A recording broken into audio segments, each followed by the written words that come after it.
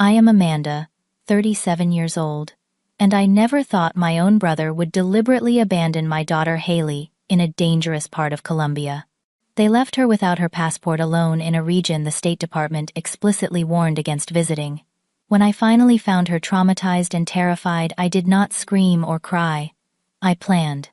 And the next morning, when security started banging on their door, my family learned exactly what happens when you mess with my child.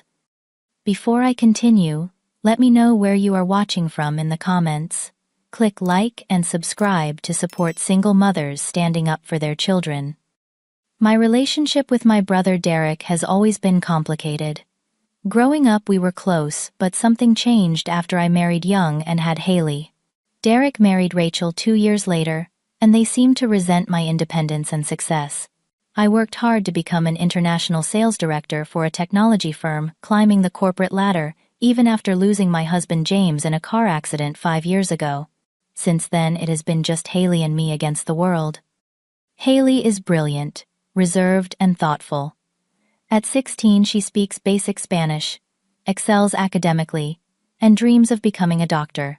Unlike her cousins, Jared 19 and Megan 17, Haley values education and responsibility.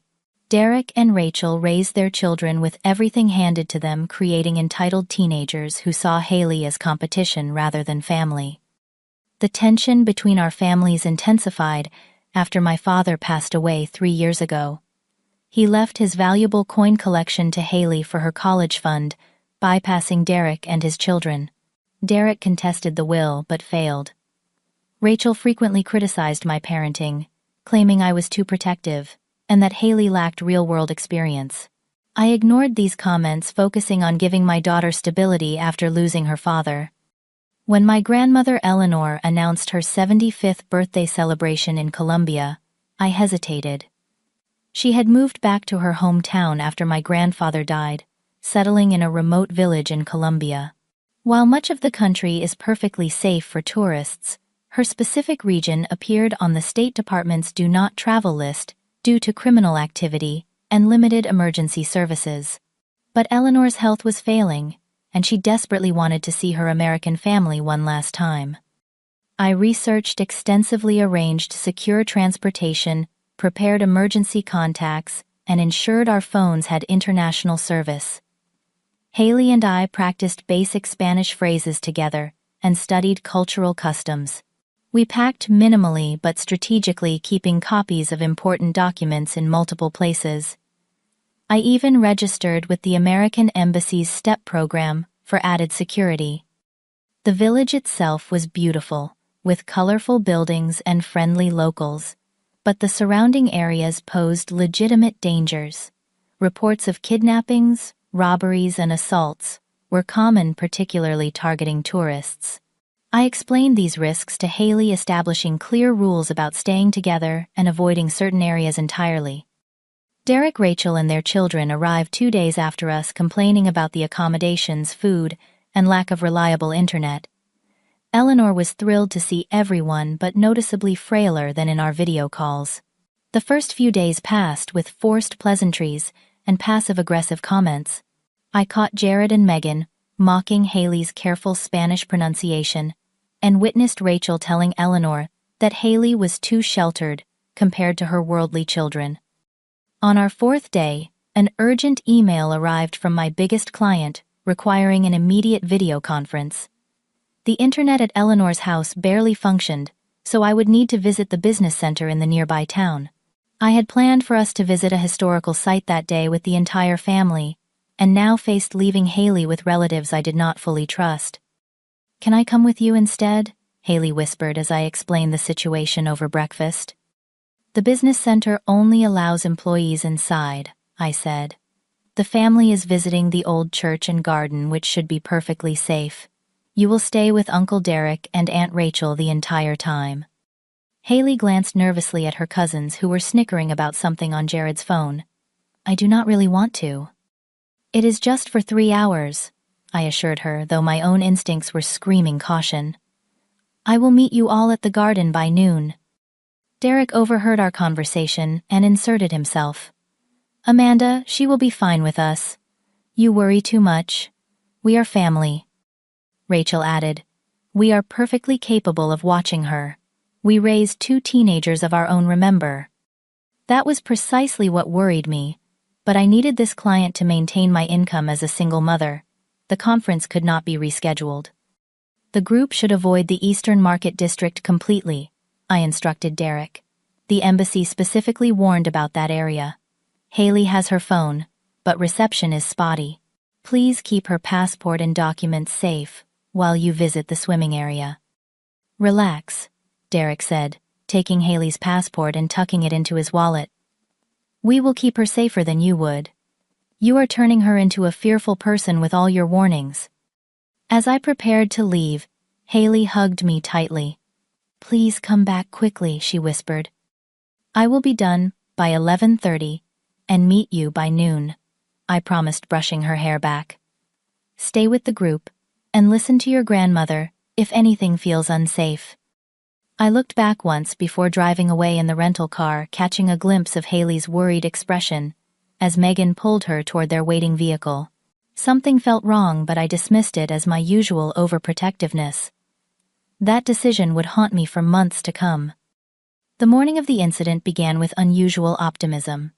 Eleanor had slept well and felt strong enough to join the excursion to the historical church and botanical gardens. The weather was perfect, cool with clear skies, promising good conditions for both sightseeing and photography. Haley had even started conversing more comfortably with her cousins at breakfast, bonding over a popular television series they all enjoyed. The gardens are supposed to have rare orchid species, Haley told me, excitedly showing me pictures on her tablet, and the church has architecture dating back to the 16th century. I was thrilled to see her enthusiasm, making my impending absence even more disappointing. Then my phone buzzed with an urgent message from my client, Westbrook Technologies. Their CEO needed to discuss contract terms before their board meeting later that day. I am so sorry about this, I told the family as I read the message. The internet here cannot handle video conferencing. I need to go to the business center in town. Always working, Rachel said with a pointed smile. Some things never change. I ignored her comment and pulled Derek aside. The family can still go as planned. I will catch up with you afterward. Of course, Derek agreed too readily. We will take good care of Haley. I provided detailed instructions, perhaps excessively so. The driver knows to avoid problematic areas. Stay together at all times. The gardens close at 2, so you should be finished by noon easily. Haley gets anxious in crowds, so please keep her close. Derek nodded impatiently. Amanda, we understand. She is not a baby. There is a reason the State Department classified this region as dangerous, I persisted. Multiple tourists disappeared last year. The kidnappers specifically target Americans. You read too many scary news stories, Rachel interjected. The locals love Americans. Everyone has been perfectly friendly. I turned to Haley, who was packing her small backpack with sunscreen, water, and her camera. Keep your emergency cash hidden in your shoe like we practiced. Text me when you arrive at each location. I will, Mom, she promised. They plan to swim at the natural pool near the gardens, Derek added. You should give me Haley's passport and documents for safekeeping. Would not want them getting wet or stolen while she swims. This request made sense, though it made me uneasy. I removed the waterproof pouch from around Haley's neck, containing her passport, emergency contact information, and return flight details. Guard these with your life, I said, only half joking as I handed them to Derek. She cannot return to the United States without them. Obviously, he replied, slipping the documents into his interior jacket pocket. I have carried passports before. Eleanor approached slowly with her walking cane. Are you certain you cannot reschedule your meeting? Amanda family should come first? I wish I could, Grandma, I said sincerely. This client represents 30% of my annual income. As a single mother, I cannot risk losing them. Eleanor nodded reluctantly. We will watch over Haley. Family takes care of family. I hugged Haley tightly before leaving. Remember our safety words. If you text me blue butterfly, I will know something is wrong and call immediately. Mom, you are embarrassing me, she whispered, though she hugged me back just as tightly. As I gathered my laptop and notes, I overheard Jared talking to Megan. Mom said we can split up after the church. I want to check out that marketplace with the electronics. Is that allowed? Megan asked. Aunt Amanda said to stay together. Aunt Amanda is not here, Jared replied. Dad already agreed. This conversation increased my anxiety, but confronting them would only create tension. Instead, I pulled Haley aside for one final warning. If the group suggests splitting up, refuse. Stay with Grandma Eleanor no matter what. Call me immediately if they try to separate from you. Haley nodded seriously. I understand. I will not leave Grandma's side. I checked the time, already running late. I will be back by 11:30. We can have lunch together at that cafe you liked yesterday. Promise? Haley asked suddenly, looking younger than her 16 years. Promise, I confirmed, not knowing this was a promise I would be unable to keep. As I drove away, I saw the family loading into the tour van. Haley, sandwiched between her cousins in the middle row. Eleanor sat in front with the driver, while Derek and Rachel took the back seats. The last glimpse I caught was of Haley turning to wave, her expression a mixture of resignation and worry that twisted my heart. During the drive to town, I called my client to confirm our meeting, and estimated I would finish by 11, giving me plenty of time to rejoin my family. The business center was modern and efficient, a stark contrast to the rustic village where we were staying. As I settled into a private conference room and connected to the reliable internet, I pushed away lingering concerns about Haley. She was with family after all. What could possibly go wrong? My video conference concluded successfully at 10:45, earlier than expected. The client loved my presentation and agreed to renew their contract with improved terms. Energized by this professional win, I packed up quickly, eager to rejoin my family at the botanical gardens ahead of schedule. I texted Haley, finished early, heading to gardens now. Where are you exactly? No response came, but I attributed this to poor cell reception in the rural areas. The drive back took 30 minutes, and I arrived at Eleanor's house at 11:15, expecting it to be empty. To my surprise, her ancient Volkswagen was parked outside. Confused, I entered the house calling out greetings. Hello, Grandma Haley. Eleanor emerged from her bedroom, looking surprised to see me. Amanda, you are back already. The meeting ended early, I explained, glancing around. Where is everyone else? Where is Haley? Eleanor's expression shifted to confusion. They did not tell you. Derek said the plans changed. They decided to go to the marketplace instead of the gardens, said it would be more exciting for the children. My stomach tightened. The Eastern marketplace, the one specifically warned against by the embassy. I believe so, Eleanor said, settling heavily into her rocking chair. I was too tired for all that walking, so I came home after the church tour.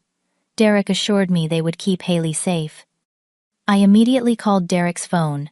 No answer. I tried Rachel, straight to voicemail. Then Jared and Megan. Nothing. Finally, I called Haley again, my heart racing, when it went immediately to voicemail. When did they leave for the market? I asked, trying to keep panic from my voice. Perhaps an hour ago. Derek mentioned showing the children some local culture. I grabbed my keys. Which direction did they go? Did they take a taxi or walk? They were walking, Eleanor said, now looking concerned. Amanda, what is wrong? They are just shopping.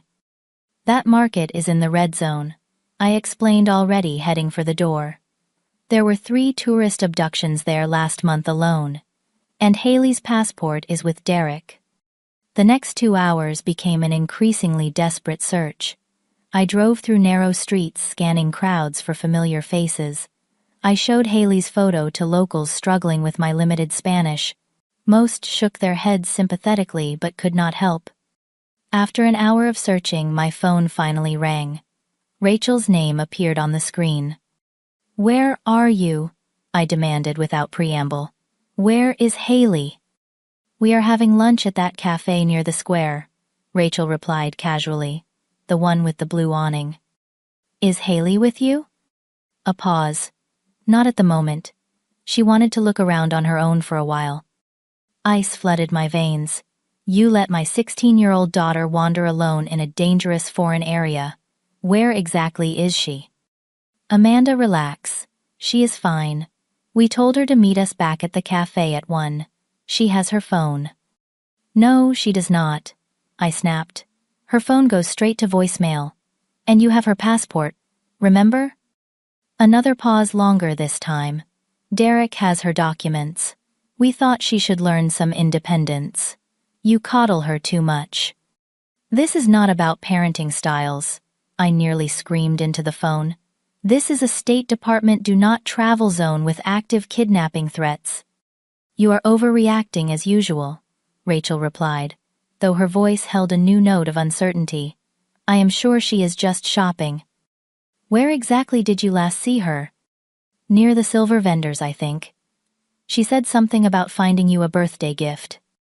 I hung up and raced toward the marketplace, horrific scenarios playing through my mind. Local news had reported 3 American tourists robbed at knife point just last week in this very area. Another had been held for ransom after being separated from their group. The marketplace was crowded and chaotic, filled with vendors selling everything from food to counterfeit designer goods. I pushed through throngs of people calling Haley's name and showing her photo to anyone who would look. An elderly shopkeeper recognized her picture and pointed toward a narrow alley leading away from the main square. My terror mounted as I followed his directions, the surroundings becoming increasingly run down and deserted. Just as panic threatened to overwhelm me, my phone rang with an unknown local number. Hello, I answered desperately. Mom Haley's voice was small and frightened, barely audible over background noise. Haley, where are you? Are you safe? I do not know exactly, she said, her voice breaking. They left me, Mom. They just left me. Uncle Derek said to wait at a cafe while they checked out another shop, but they never came back. My phone died, and I do not have my passport, and I tried to ask for directions, but my Spanish is not good enough, and some men started following me, so I ran, and now I do not know where I am, and— Breathe, sweetheart, I interrupted, though my own breathing was ragged with fear. Can you see any landmarks? Any store names? There is a market with red umbrellas, she said after a moment, and a mural of a woman in a yellow dress on the wall. Stay exactly where you are, I instructed. I am coming. Whose phone are you using? A shopkeeper let me use hers. She sells vegetables. Her name is Maria. Put her on, please. A woman's voice came on the line speaking rapid Spanish. My limited language skills were stretched to their breaking point as I tried to understand her directions. Eventually, through a combination of broken Spanish and the few English words she knew, I understood where to find them. 20 minutes of frantic searching later, I finally spotted Haley huddled beside a vegetable stand, her face tear-streaked and pale. The moment she saw me, she ran into my arms sobbing uncontrollably. They just left me, Mom, she repeated between gasps. They said it was funny to see how long it would take me to realize they were gone. Jared said it would teach me not to be so boring. I held her tightly, murmuring reassurances while rage built inside me. The kind shopkeeper Maria refused payment when I tried to thank her, simply patting Haley's shoulder sympathetically. After ensuring Haley was physically unharmed, I drove us directly back to Eleanor's house, my daughter curled silently in the passenger seat. Her ordeal had lasted nearly 3 hours alone, in an area known for targeting tourists without identification or a working phone. The fact that she had escaped without being robbed or worse seemed miraculous. When we arrived, Derek's rental car was parked outside. I took a deep breath, squeezing Haley's hand. Stay behind me, I said quietly. No matter what happens, remember, none of this was your fault. We entered the house to find the entire family lounging in the living room, acting as if nothing unusual had occurred. Eleanor looked up, first relief, washing over her face. Oh, thank goodness, did you find each other? There seems to have been some confusion about meeting points. Derek and Rachel exchanged glances, but said nothing. Jared smirked openly while Megan studied her fingernails with sudden fascination.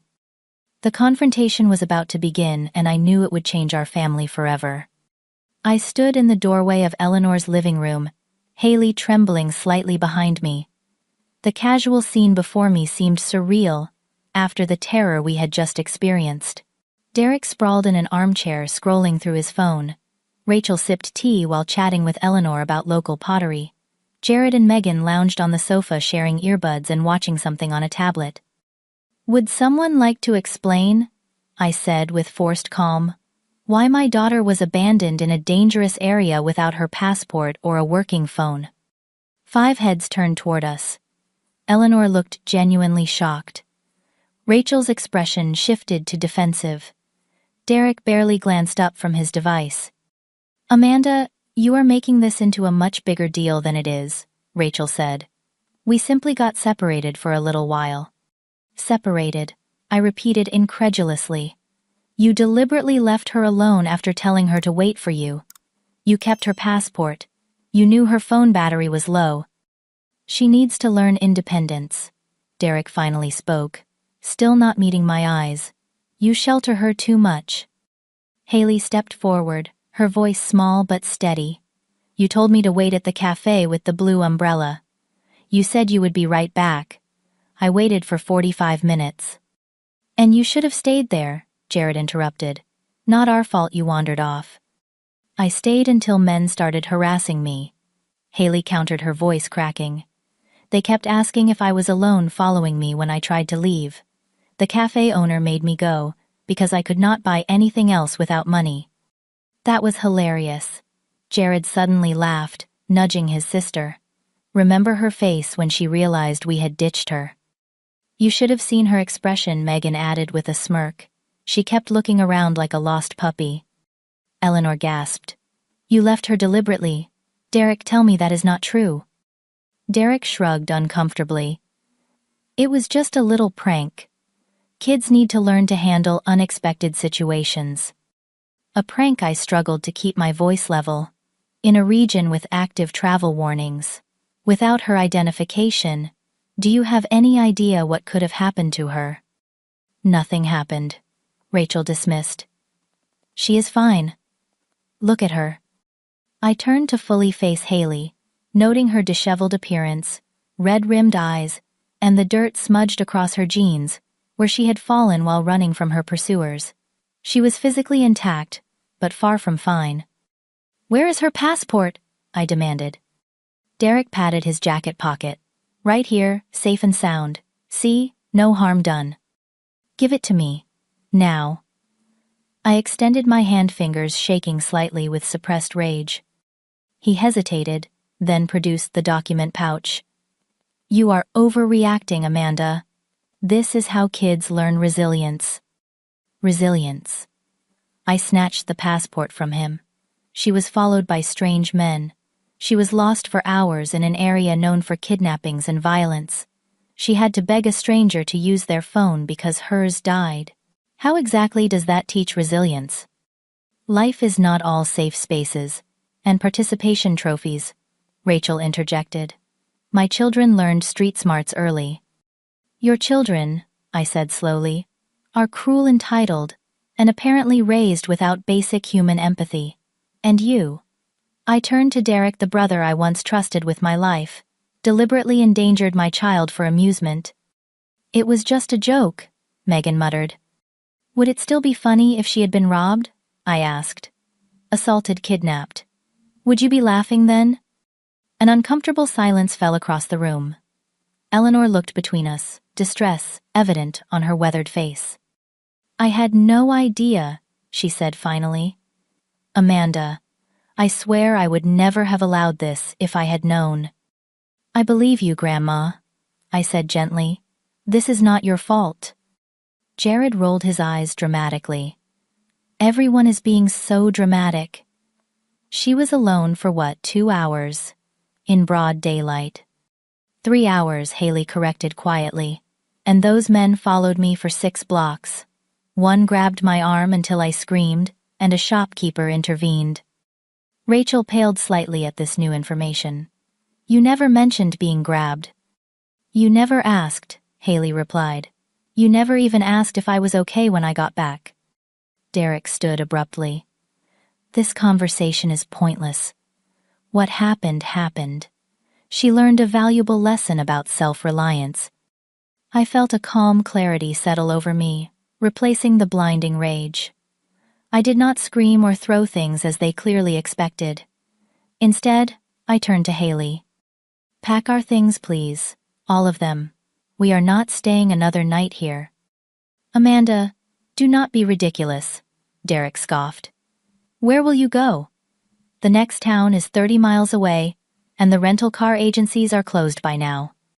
I would rather sleep in the car than spend another minute under the same roof with people who endangered my child for entertainment. Eleanor struggled to her feet.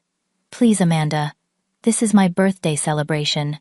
Cannot we resolve this as a family? I am protecting my family, I replied, my voice softening only for her. My daughter who was traumatized today by people who should have protected her. What about forgiveness? Eleanor pleaded. Family forgives. Family does not abandon a 16-year-old girl without identification in a foreign danger zone, I countered. Family does not laugh about putting a child at risk. Family protects each other. While Haley gathered our belongings, I made several phone calls, speaking quietly but intently. First to the American Embassy, then to my attorney friend back home, and finally to the local police. I took photos of Haley's condition and recorded her account of what happened while the details were fresh. Derek watched suspiciously. Who are you calling? That is no longer your concern, I replied evenly. Rachel approached hesitantly. Amanda, perhaps we overstepped. The children took a joke too far. But surely involving authorities is excessive. Abandoning a minor without identification in a known dangerous area is not a joke, I stated. It is child endangerment, potentially criminal negligence, and possibly a violation of international laws regarding guardian responsibility for minors crossing borders. Derek's expression changed, from dismissive to concerned. You would not dare. You did not believe I would find Haley either, I reminded him. You have consistently underestimated me, Derek. That ends today. Within an hour, Haley and I were checked into a small hotel in the safer part of town.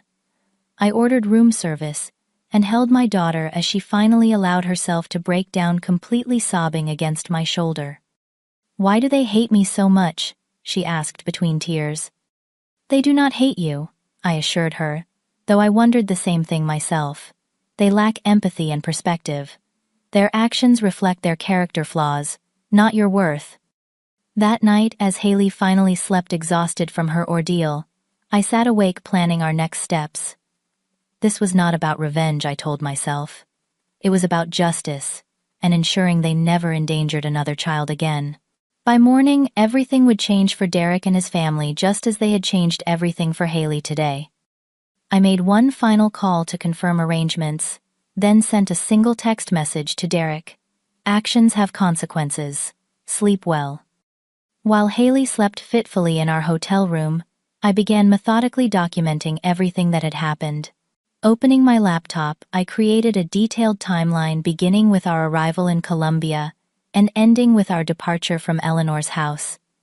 I included every relevant conversation, noting who was present and what was said. Particularly damning were Derek's admission that they had ditched Haley deliberately, and Jared's callous comments about how hilarious the situation had been. The hotel's internet connection was surprisingly strong, allowing me to research Colombian laws regarding child endangerment. I discovered that abandoning a minor in dangerous circumstances carried significant penalties, especially for foreign guardians, temporarily responsible for a child. International laws provided additional protections for minors traveling abroad. At 1 a.m., I placed a call to my longtime friend Barbara, an attorney specializing in international family law. Despite the late hour in the States, she answered immediately when I explained the urgency. They did what Barbara asked, her professional demeanor momentarily slipping. Deliberately abandoned her, kept her passport, and laughed about it afterward. I repeated, keeping my voice low to avoid waking Haley. I need to know my options. Legally, this is extraordinarily serious, Barbara explained. When your brother accepted temporary guardianship of Haley by taking her passport and explicitly agreeing to supervise her, he assumed legal responsibility. Intentionally abandoning her creates liability under both Colombian and American law. What about his government position? I asked, recalling that Derek worked for a defense contractor requiring security clearance. That complicates matters significantly for him, Barbara confirmed. Security clearances require demonstrating good judgment and character. Endangering a minor, particularly in a foreign country with active travel warnings, shows profoundly poor judgment. I took detailed notes as she outlined potential approaches from formal police reports to embassy involvement. While revenge was not my primary motivation, ensuring consequences for their actions was critical. Derek and Rachel needed to understand the severity of what they had done. After ending the call with Barbara, I contacted the American Embassy's emergency line. The official who answered was immediately concerned when I explained the situation. Miss Wilson, abandonment of an American minor in a Level 4 advisory region is something we take extremely seriously, he assured me. I can dispatch a consular officer to take formal statements tomorrow morning. My brother works for Arlington Defense Systems, I added. He has government security clearance. Does that factor into your response? That is highly relevant information, the official confirmed. We would need to file additional reports with the appropriate agencies. Security clearance holders are held to higher standards of conduct, especially regarding judgment exercised in high-risk regions. By 3 a.m., I had compiled a comprehensive evidence file. I downloaded the photos of Haley's condition, after I found her screenshots of the State Department warnings for the region, and statements from the shopkeeper who had helped her. I recorded voice memos, recounting exactly what each family member had said during the confrontation, focusing on their admissions and callous attitudes. Several times during the night, Haley woke gasping from nightmares.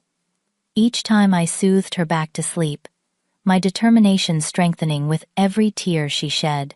The psychological impact of their prank was already evident, reinforcing my resolve to ensure accountability. At 5 a.m., my phone chimed with a text from Eleanor's neighbor Sophia, whom I had befriended during our stay. Sophia had been present at the house after we left and overheard concerning conversations. Derek and Rachel laughing about teaching Haley a lesson, her message read. Jared showed video he took of leaving her. Megan bragging about idea to take passport. Eleanor very upset after understanding what happened. Family fighting now. I asked if she would be willing to provide a statement to authorities. Her response was immediate. Yes. What they did to your daughter was wrong. Eleanor agrees but afraid to speak against her son. This new information about Jared recording the incident was particularly valuable. If such video evidence existed, it would be irrefutable proof of premeditation.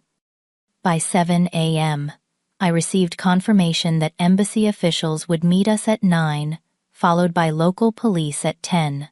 I also learned that Derek's employer had been preliminarily notified of a potential security concern involving their employee abroad.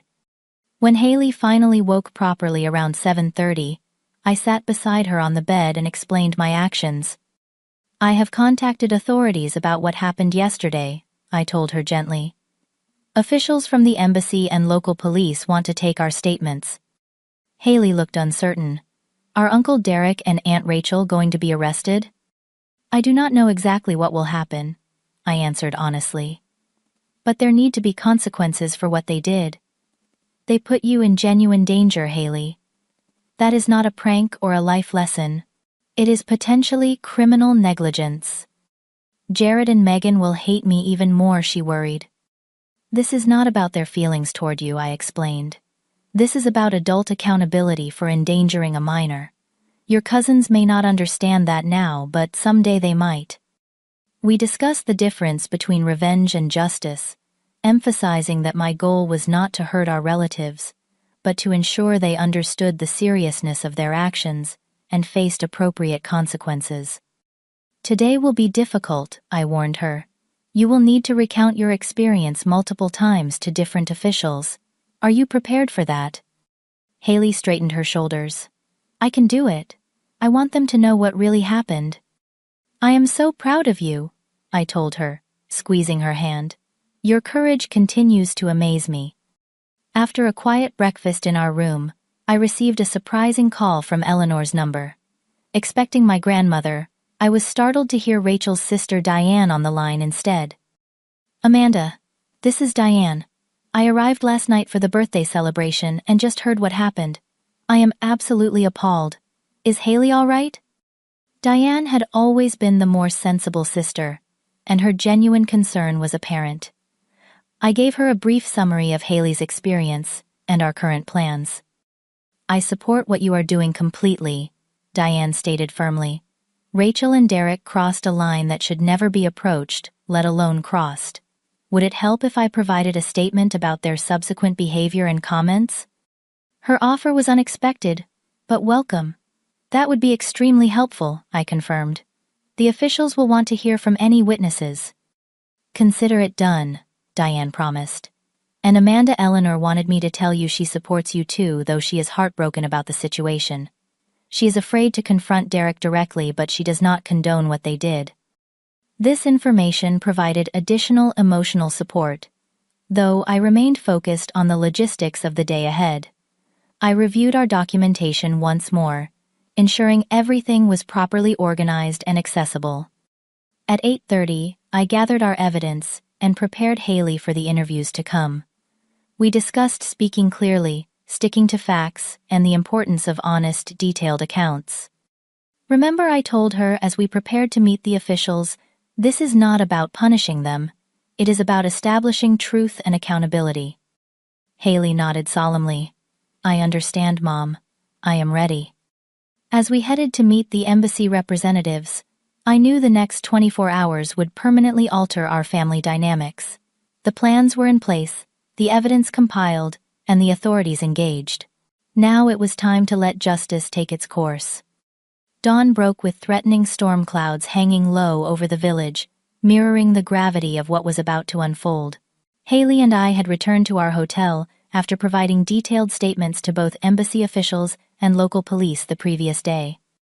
The authorities had been appropriately alarmed by the evidence presented, particularly the recorded admissions and the video Sophia had managed to obtain from Jared's social media, where he briefly posted clips of their prank before thinking better of it and deleting them. "We will be proceeding with this matter immediately," the embassy official assured us. "Child endangerment cases involving American citizens receive priority attention." The local police captain was equally serious. Abandoning a minor without identification in a restricted travel zone carries severe penalties under Colombian law, he explained through a translator. "We take such matters very seriously, especially when tourists are targeted." By 7 a.m., I received confirmation that our coordinated plan would proceed as scheduled. Embassy officials, local police, and even a representative from Derek's employer would arrive simultaneously at Eleanor's house at 8 a.m., creating a united front that would be impossible to dismiss or minimize. Haley sat across from me at breakfast, pushing eggs around her plate nervously. "Do we have to be there when it happens?" "No, sweetheart," I assured her. "The officials will handle everything. We can stay here until it is over." She considered this, then straightened her shoulders. "Actually, I want to be there. I want them to see me, and know I am not just going to pretend nothing happened." Her courage continuously amazed me. At 16, she demonstrated more maturity and strength of character than her adult relatives had shown. "Are you certain?" I asked. "It might become uncomfortable." "They made me feel small and powerless," Haley said quietly. "I need to be there when they learn they cannot just do that to people without consequences." We arrived at Eleanor's house at 7:55, parking down the street to observe without immediately engaging. Right on schedule, 3 official vehicles pulled up at 8 a.m. sharp. From the first emerged two embassy officials in formal attire, carrying diplomatic identification. The second vehicle contained 3 local police officers, including the captain we had spoken with. From the third stepped a stern-looking woman in a business suit whom I recognized as Linda Harrison, the ethics compliance officer from Arlington Defense Systems. The officials conferred briefly before approaching the house together. The embassy representative knocked firmly on the door. For nearly a minute, nothing happened. He knocked again more insistently. Finally, the door opened, to reveal a disheveled Derek clearly just awakened. Derek Wilson, the embassy official, asked formally. Yes, Derek confirmed, confusion evident on his face. What is this about? We need to speak with you and your family regarding a serious incident involving child endangerment. May we come in? Derek's expression shifted from confusion to alarm. He glanced past the officials and spotted our car. His eyes narrowed as understanding dawned. This is ridiculous, he protested. A family misunderstanding has been blown completely out of proportion. Sir, this is an official investigation, the police captain stated firmly. Please cooperate, or we will be forced to escalate the situation. Derek reluctantly stepped aside, allowing the group to enter. Haley and I waited 5 minutes before approaching the house ourselves. As we reached the door, raised voices were already audible from inside. This is absurd, Rachel was shouting. She was alone for a couple of hours at most. Mrs. Wilson, the embassy official, responded calmly, deliberately abandoning a minor in a level 4 security zone without identification constitutes serious endangerment under both American and Colombian law. We entered quietly, finding the entire family assembled in the living room. Derek stood rigidly by the fireplace, his face ashen as Linda Harrison reviewed documents with him. Rachel sat on the sofa, arms crossed defensively. Jared and Megan huddled together in the corner for once without their usual smugness. Eleanor sat in her rocking chair looking smaller and more fragile than ever. Diane stood supportively behind her. The police captain was explaining the potential charges. Abandonment of a minor child, endangerment, reckless endangerment, failure to provide proper supervision as temporary guardians, and potential violation of international minor protection statutes. Those are criminal charges, Derek protested, his voice hoarse. This was a family matter. A family matter that placed an American minor at significant risk in a known danger zone, the embassy official countered. We have documented evidence of intent and premeditation, including social media posts celebrating the act. Jared's face drained of color. You said you deleted those, he hissed at Megan. I did, she whispered back. After like 10 minutes. Linda Harrison addressed Derek directly. Mr. Wilson, as you know, your security clearance requires exemplary judgment and character, particularly in high-risk situations. This incident raises serious concerns about your decision-making capabilities. My clearance. Derek's voice cracked slightly. This has nothing to do with my job. On the contrary, Harrison replied. Security clearance evaluations specifically assess personal conduct, especially involving dependents and behavior in foreign countries. This incident will trigger a mandatory review. Rachel finally noticed our presence by the door. You, she spat. You did this. You could not just handle things within the family. Family does not endanger family, I responded calmly. Family does not abandon a 16-year-old girl without identification in a region known for targeting tourists. The police captain continued professionally. We have statements from multiple witnesses confirming this was an intentional act, not accidental separation. We also have evidence that the passport was deliberately withheld. Derek turned to me, desperation, replacing his usual arrogance. Amanda, please. This will destroy my career. My clearance is essential for my position. You should have considered that before abandoning my daughter for amusement, I replied evenly. Jared suddenly lunged forward. This is all your fault, he shouted at Haley. You just had to run crying to mommy instead of taking a joke. 2 police officers immediately stepped between them. Young man, that is enough, one stated firmly. Joke Haley spoke for the first time, her voice steady, despite her trembling hands. I was followed by strange men. I was lost for hours without money or identification. I could not call for help. I was terrified. Megan at least had the decency to look ashamed. We did not think about that part, she admitted quietly. Precisely the problem, I said. You did not think about the consequences of your actions. Now you are facing them. The formal interviews continued for hours. Statements were taken from everyone present, including Eleanor and Diane, who confirmed hearing the family boast about the prank afterward. Documentation was collected, including the damning video evidence and text messages between family members planning the abandonment. By afternoon, the situation had been fully documented by all three authorities.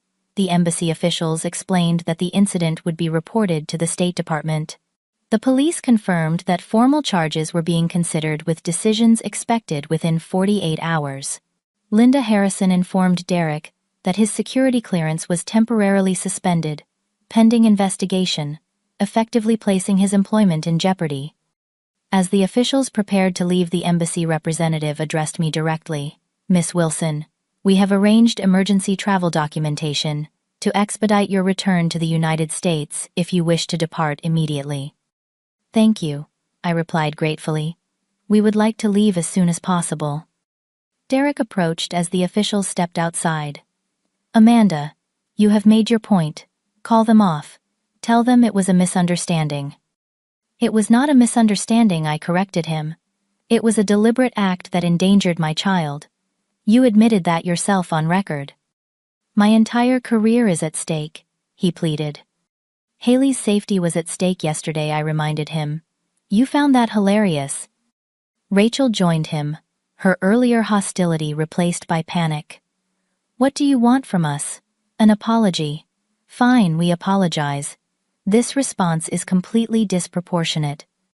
This response is the natural consequence of your actions, I explained calmly. When you deliberately place a child in danger, authorities become involved. That is how society protects its most vulnerable members. Eleanor approached slowly, leaning heavily on her cane. This family is being torn apart, she said sadly. They tore it apart when they chose to endanger Haley, I replied gently. I am truly sorry this is happening during your birthday celebration, Grandma. You deserve better. She nodded slowly. I understand why you had to do this. I just wish it had never happened at all. As we prepared to leave, Diane approached and hugged both of us. You did the right thing, she whispered. I would have done exactly the same in your position. The officials escorted us from the house, confirming our flights had been changed to depart the following morning. As we walked to our car, I noticed Derek watching from the window, his expression a mixture of anger and fear. For the first time, he was facing genuine consequences for his actions, and the experience was clearly unfamiliar and unwelcome. In the car, Haley remained quiet for several minutes before finally speaking. Do you think they will ever understand what they did wrong?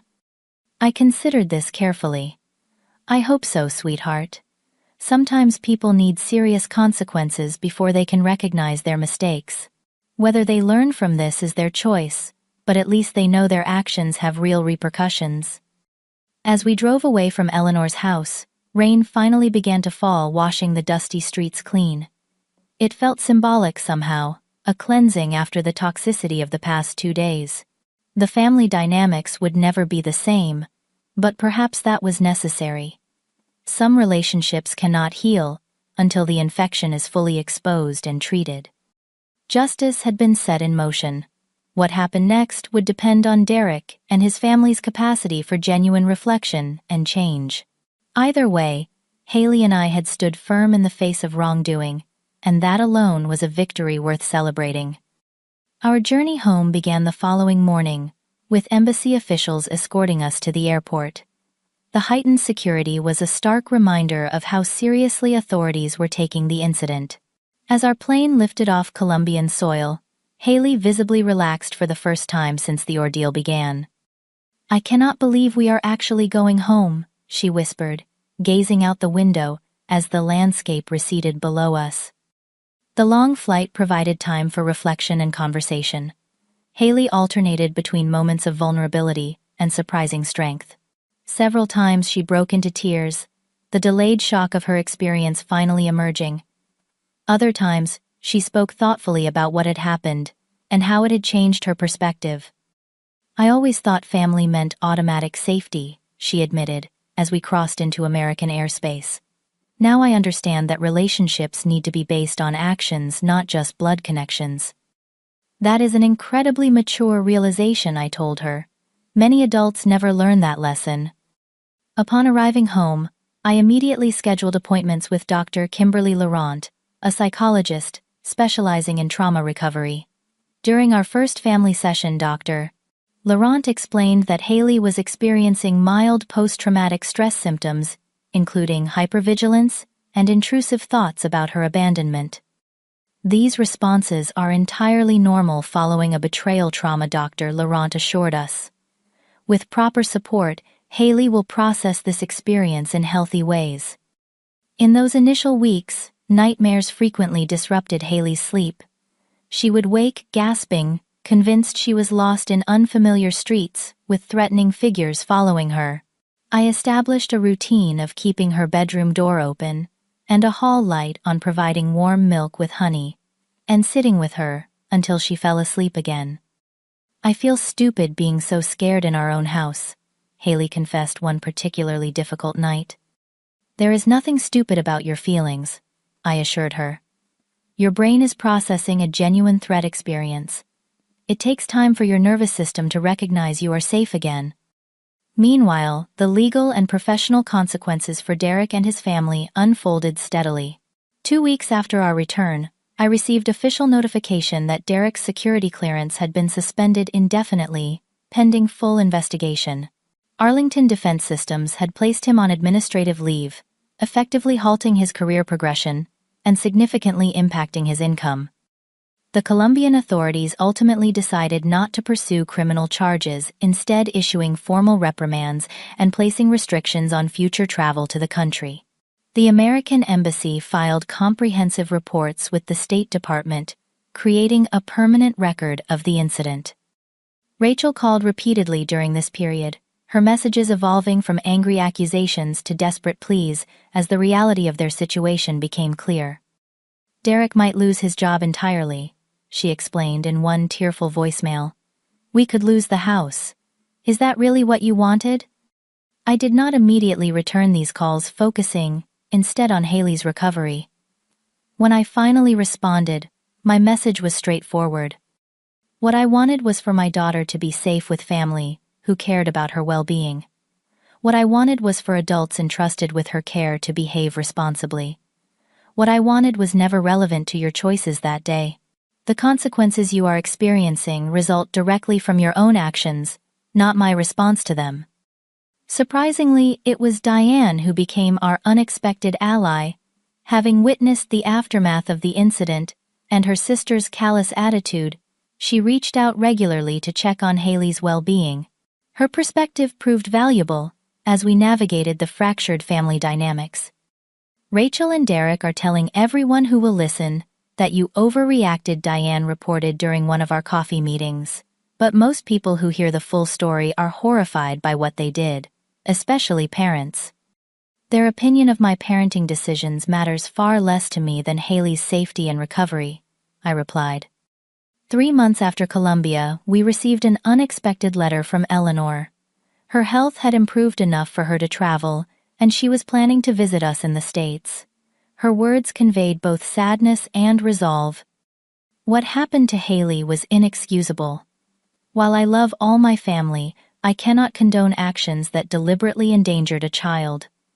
I hope to repair my relationship with my great-granddaughter, if she is willing to see me." Haley read the letter twice before looking up with tears in her eyes. "I would like to see her." Grandma Eleanor was not part of what they did. Eleanor's visit proved healing for everyone. At 85, she had traveled across continents, specifically to reconnect with Haley and express her support. During her 2-week stay, they developed a special bond, spending hours together baking traditional Colombian desserts, and looking through Eleanor's old photo albums. "Your mother has extraordinary courage," Eleanor told Haley one evening. "Standing against family when they are wrong is perhaps the hardest form of bravery." 6 months after the incident, we received notification that Derek had been required to complete extensive counseling as a condition for potentially reinstating his security clearance. The process had apparently prompted some genuine reflection. "Derek finally admitted he was wrong," Diane reported. "Not just strategically wrong because he got caught, but morally wrong in his treatment of Haley. Rachel is still resistant, but she is at least going through the motions of the required family counseling." As for Jared and Megan, their paths diverged in telling ways. Jared remained resentful, blaming us for his father's professional difficulties. Megan, however, reached out tentatively on Haley's birthday with a handwritten apology card. "I am sorry for what we did to you in Colombia. It was cruel and dangerous, and I should have known better. I do not expect forgiveness, but I wanted you to know. I understand now why it was wrong." Haley read the card thoughtfully before placing it in her keepsake box. "I am not ready to talk to her yet," she decided. "But maybe someday." By the 1-year mark, our lives had found a new normal. Haley's nightmares had largely subsided, though certain triggers could still provoke anxiety. Her work with Dr. Laurent had helped her develop effective coping strategies and a deeper understanding of healthy boundaries. Our relationship with the extended family remained complicated, but evolved in important ways. Eleanor visited twice more, becoming a cherished presence in our lives. Diane and her children became regular guests at holidays. Derek and Rachel maintained distance, though occasional messages suggested they were working through their own process of reckoning. The most profound changes, however, occurred within Haley and me. Our bond deepened through the shared experience of trauma and recovery. I became more assertive in establishing boundaries, no longer accepting poor treatment in the name of family harmony. Haley developed remarkable discernment about relationships, recognizing the difference between genuine connection and obligation. "I learned something important from what happened," Haley told me on the anniversary of the incident. "I learned that love without respect is not really love at all. And I learned that sometimes the strongest thing you can do is walk away from people who hurt you, even if they are family. That wisdom will serve you throughout your life," I replied, amazed by her growth. The experience transformed us both in unexpected ways. My professional confidence grew as I recognized my ability to handle crisis situations effectively. Haley's resilience blossomed, along with a newfound empathy for others experiencing difficulty. Together we discovered that healing does not mean forgetting or pretending harm never occurred, but rather integrating the experience into our understanding of ourselves and others. The road to recovery had not been easy, but we traveled it together, emerging stronger and wiser on the other side. Family, we learned, is ultimately defined not by blood or obligation, but by those who treat us with genuine care, respect, and love. Sometimes the family we build through conscious choice proves more nurturing than the one we are born into. This understanding became our guiding principle as we moved forward, creating relationships based on mutual respect rather than mere biology or tradition. Have you ever had to make difficult decisions to protect someone you love, even when it meant standing against family? I would love to hear your stories in the comments below. How do you balance family loyalty with personal boundaries? Please like this video if you found our journey meaningful. Subscribe to hear more stories of resilience and growth, and share with anyone who might be struggling with similar family challenges. Thank you for being part of our healing journey, and remember that true family protects, respects, and uplifts one another no matter what.